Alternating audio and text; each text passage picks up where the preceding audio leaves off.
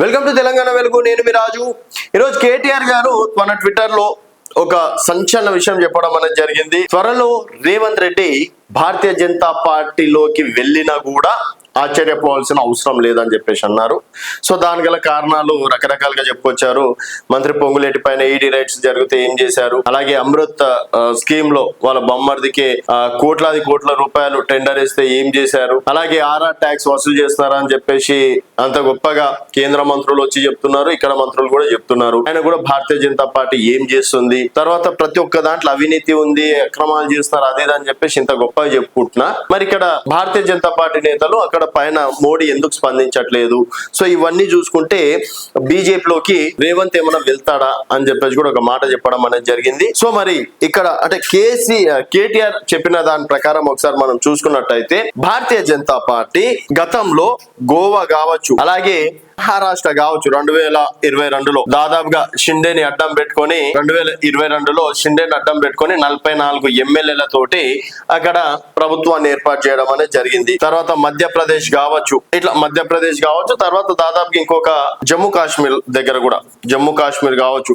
ఇక్కడ దాదాపు ఇట్లా చెప్పుకుంటా పోతే ఒక 7-8 రాష్ట్రాలలో కూడా భారతీయ జనతా పార్టీ అక్కడ కీలక ఎమ్మెల్యేలను తీసుకొని కర్ణాటక అంతెందుకు, కర్ణాటకలో ఇప్పుడు కాంగ్రెస్ ప్రభుత్వం ఉంది కానీ గతంలో కర్ణాటకలో కూడా జేడీని తీసుకొని అక్కడ కూడా భారతీయ జనతా పార్టీ ప్రభుత్వాన్ని ఏర్పాటు చేయడం అనేది జరిగింది.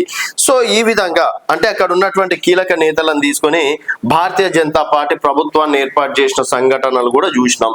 సో ఇప్పుడు కేటీఆర్ గారు ఏమన్నారు, రేవంత్ రెడ్డి గారు భారతీయ జనతా పార్టీలోకి వెళ్ళినా కూడా ఆశ్చర్యపోవాల్సిన అవసరం లేదని చెప్పేసి చెప్పడం అనేది జరిగింది. దానికి దాదాపుగా ఒక 5 ఎగ్జాంపుల్స్ ఇవ్వడం అనేది కూడా జరిగింది. సో ఇప్పుడు రేవంత్ రెడ్డి గారు భారతీయ జనతా పార్టీకి వెళ్ళి ప్రభుత్వాన్ని ఏమైనా చేసేది ఉందా అంటే అది లేదు. ఎందుకంటే బీజేపీకి ఇప్పుడు ఉన్నటువంటి ఇప్పటికి దాదాపుగా 8 స్థానాలు మాత్రమే ఉంది. ఇక్కడ ప్రభుత్వాన్ని ఏర్పాటు చేయాలంటే ఇక్కడ తెలంగాణలో 60+ స్థానాలు వస్తే గానీ ప్రభుత్వాన్ని ఏర్పాటు చేయలేరు. ఒకవేళ భారతీయ జనతా పార్టీ నిజంగా రేవంత్ రెడ్డి గారిని తీసుకోను, లేకపోతే రేవంత్ రెడ్డి గారిని ఇక్కడ కేంద్రానికి ఇక్కడ రాష్ట్రానికి మధ్యలో సుసంబంధాలు పెట్టుకొని నిజంగా ఇక్కడ రాష్ట్రంలో ఏదన్నా రాజకీయ ప్రకంపనలు సృష్టించాలనుకుంటే ఇంకా భారతీయ జనతా పార్టీకి కావాల్సినటువంటి స్థానాలు 52. సో 52 స్థానాలు రేవంత్ రెడ్డి గారు 52 మంది ఎమ్మెల్యేలను తీసుకొని వెళ్తాడా అంటే అది ఇంపాసిబుల్ అని చెప్పేసి కూడా చెప్పుకోవచ్చు.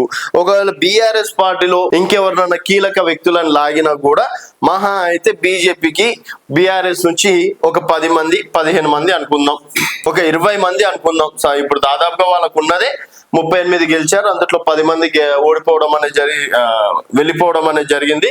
ఇప్పుడు వాళ్ళకు ఉన్నదే 28లో 15 మంది ఒకవేళ భారతీయ జనతా పార్టీకి వెళ్ళినా కూడా అక్కడ భారతీయ జనతా పార్టీ స్థానాలు వచ్చేసి 23 స్థానాలు రావడం అనేది జరుగుతుంది. తర్వాత ఒకవేళ 23 అంటే మళ్ళీ ఇప్పుడు అధికారంలోకి రావాలి, 60 స్థానాలు రావాలంటే మళ్ళీ ప్లస్ ఒక దాదాపుగా 37 స్థానాలు. మరి రేవంత్ రెడ్డి గారు నిజంగా 37 స్థానాలు ఇస్తే తప్పించి అక్కడ బీజేపీ అనుకున్న ప్లాన్ ప్రకారం అంటే కేటీఆర్ చెప్పినటువంటి ఇష్యూ దాని గురించి చెప్తున్నాను నేను. ఒకవేళ రేవంత్ రెడ్డి గారు Bharatiya Janata Party and Congress Party చాలా క్లారిటీగా చెప్పడం అనేది జరిగింది. ఈవెన్ రీసెంట్ గా పిసిసి అధ్యక్షుడు గారు కూడా చెప్పారు, ఈ 5 సంవత్సరాలు రేవంత్ రెడ్డి గారే సీఎం ఉంటారు. సో బీసీ నినాదం ఇంత హోరెత్తినా కూడా బీసీలని మేము నెక్స్ట్ సీఎం చేస్తాం కానీ ఈ 5 సంవత్సరాలు రేవంత్ రెడ్డి గారే ఉంటారని చెప్పేసి. పోనీ రేవంత్ రెడ్డి తర్వాత అంత క్యాపబిలిటీ సీఎం హోదా ఎవరికైనా ఉందా అంటే దాదాపుగా 5 మంది పేర్లు చెప్పుకోవచ్చు. ఒకటి బట్టి విక్రమార్క గారు ఇప్పుడు డిప్యూటీ సీఎం ఉన్నారు, ఉత్తమ్ కుమార్ రెడ్డి గారు మంత్రిగా ఉన్నారు. తర్వాత మధ్యకాలంలో పొంగులేటి శ్రీనివాస్ రెడ్డి గారి పేరు, పొంగులేటి శ్రీనివాస్ రెడ్డి తోటి భారతీయ జనతా పార్టీ గేమ్ నడిపిస్తుంది అది అని చెప్పేసి ప్రభుత్వాన్ని పడగొట్టే అవకాశాలు ఉన్నాయని చెప్పేసి కూడా రకరకాలుగా చెప్పారు. తర్వాత కోమటి వెంకటరెడ్డి గారి పేరు వినిపించింది.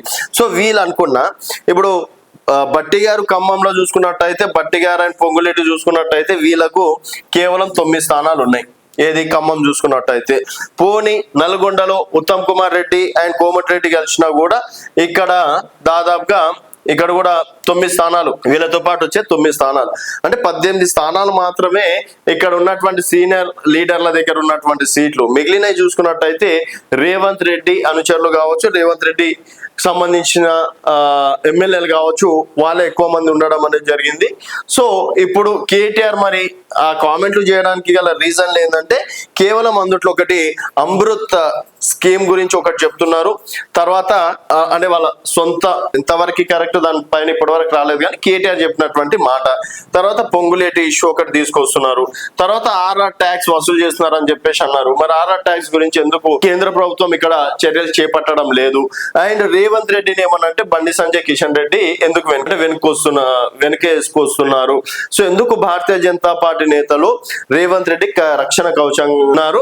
మరి రేవంత్ రెడ్డి నిజంగా ఇటు మోడీ తోటి ఏమన్నా లాబింగ్ చేస్తున్నారా అన్నది కేటీఆర్ ప్రశ్న. బట్ ఇప్పుడు ఉన్నటువంటి మనం లెక్కలు చూసుకుంటే మాత్రం అది ఇంపాసిబుల్ అని చెప్పేసి కూడా చెప్పుకోవచ్చు.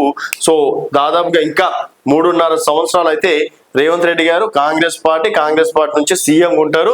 తర్వాత ఎలక్షన్స్, జమిలీ ఎలక్షన్స్, ఇంకేదో ఎలక్షన్స్ వస్తే అప్పుడు రాజకీయ పరిణామాలను బట్టి అప్పుడు ఆలోచించవచ్చు.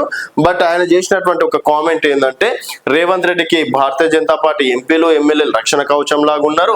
ఆయన వాళ్ళని మేమేదో విమర్శిస్తే వెంటనే బీజేపీ నేతలు మమ్మల్ని విమర్శిస్తున్నారు తప్పించి రేవంత్ రెడ్డిని విమర్శించట్లేదు. రేవంత్ రెడ్డికి రక్షణ కవచంలో ఉన్నారు. సో రేవంత్ రెడ్డి భారతీయ జనతా పార్టీతో ఏమైనా లోపాధికార ఒప్పందం ఏమైనా చేసుకున్నారా? అలాగే అక్కడ రాహుల్ గాంధీ ఏమో కొన్ని విషయాలలో అదానిని విమర్శిస్తే ఇక్కడ రేవంత్ రెడ్డి గారు ఏమో అదాని తోటి దోసాన్ని మెయింటైన్ చేస్తాడని చెప్పేసి రకరకాలుగా చెప్పారు. ఆయన ఈ లెక్కలు చూసుకున్నట్టయితే మాత్రం అది ఇంపాసిబుల్ అని చెప్పేసి కూడా చెప్పుకోవచ్చు. మరి కేటీఆర్ చెప్పినట్టు రేవంత్ రెడ్డి నిజంగా భారతీయ జనతా పార్టీ తోటి అలాగే మోడీ తోటి కేవలం మోడీతోటి దోస్తాన్ రాష్ట్ర అభివృద్ధి కోసమే, అప్పులు తీసుకురావడానికి కోసమే, అంటే రాష్ట్రానికి రావాల్సినటువంటి నిధుల కోసమే నేను మోడీని పెద్దన్నాని సంబోధించడం జరిగింది అని చెప్పేసి కూడా చాలా సందర్భాల్లో చెప్పడం అనేది జరిగింది. మరి కేటీఆర్ వాక్యాల్ని మీరు ఏ విధంగా చూస్తున్నారు అనేది మీ అభిప్రాయాలు కింద కామెంట్ రూపంలో తెలియజేయండి. చూస్తూనే ఉండండి తెలంగాణ వెలుగు.